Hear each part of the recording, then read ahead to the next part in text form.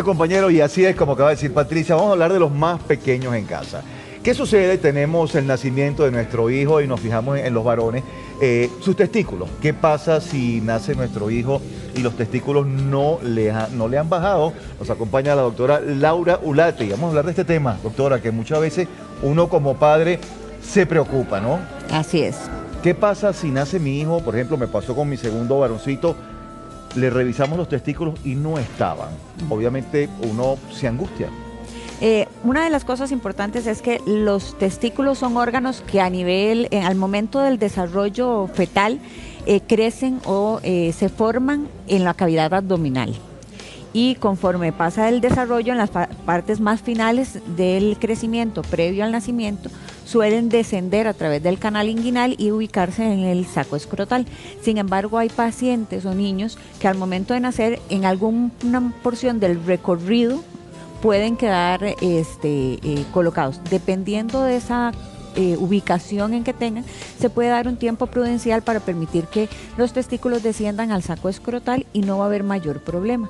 Si no se encuentran en el canal inguinal, sino que se encuentran todavía a nivel abdominal, o por el contrario, después de un tiempo prudencial no logran descender, hablamos de un procedimiento quirúrgico para recolocar los testículos en el saco. Ahora bien, doctora, ¿cuál es ese tiempo prudencial que uno como padre debe esperar? Obviamente chequeando siempre al bebé, ¿verdad? ¿No me bajó en cuánto tiempo? ¿3, 6, 8 meses, un año? Usualmente es un año. Un añito. Como máximo. Después del añito ya deberían estar. Ahora bien, bajaron estos testículos. ¿Es normal ver uno más grande que el otro, uno más desarrollado? Usualmente tiende a ser el testículo derecho un poco más grande que el izquierdo, además de que suele ser más inferior en el momento de la ubicación. Entonces tiene la impresión óptica de que suele ser un poco más grande. Igual suele serlo así, pero no es una diferencia realmente muy radical.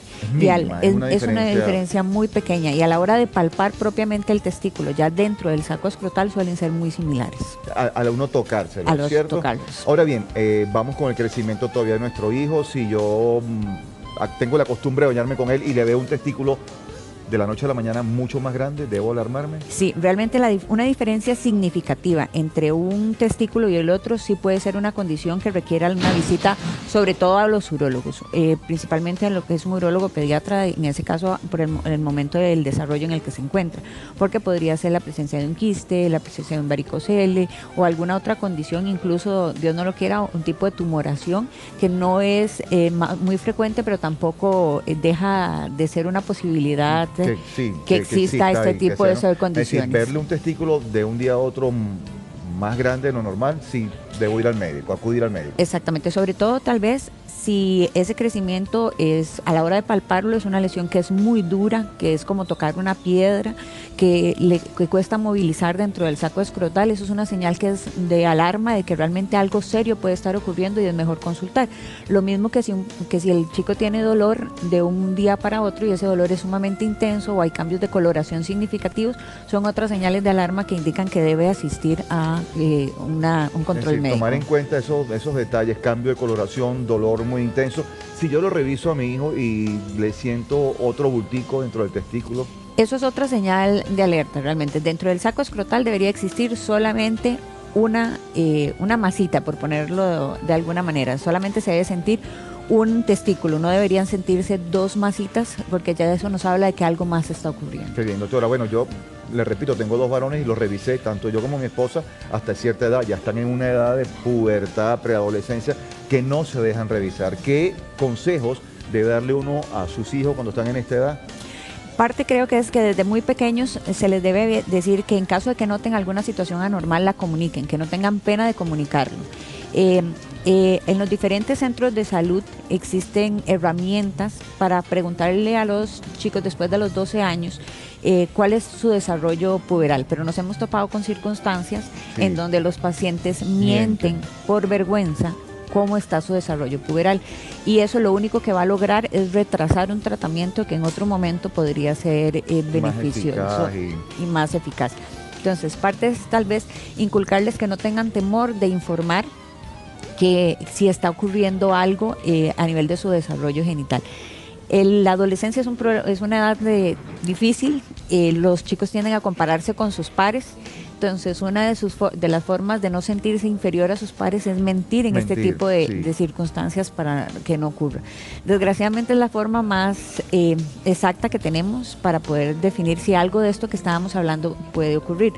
Un signo externo que puede llamar la atención de que algo está ocurriendo a nivel del desarrollo el funcionamiento de los testículos es, por ejemplo, un chico que empieza a crecer muy rápidamente a una edad que no corresponde. Entonces, un chico de 8 años que tiene una estatura... Una altura de uno de 12. De uno de 12, por poner un ejemplo, que de un momento a otro... ¿Qué está pasando ahí? Empezó a crecer, podría tener una pubertad precoz. Precoz. Podría ser, entonces ahí revisarlo, ver si ya hay aparición de vello púbico. ¿Caso contrario? Caso es contrario. Decir, que mi hijo tenga 15 años y tenga un tamaño... Y que se esté quedando pequeñito, que sea como...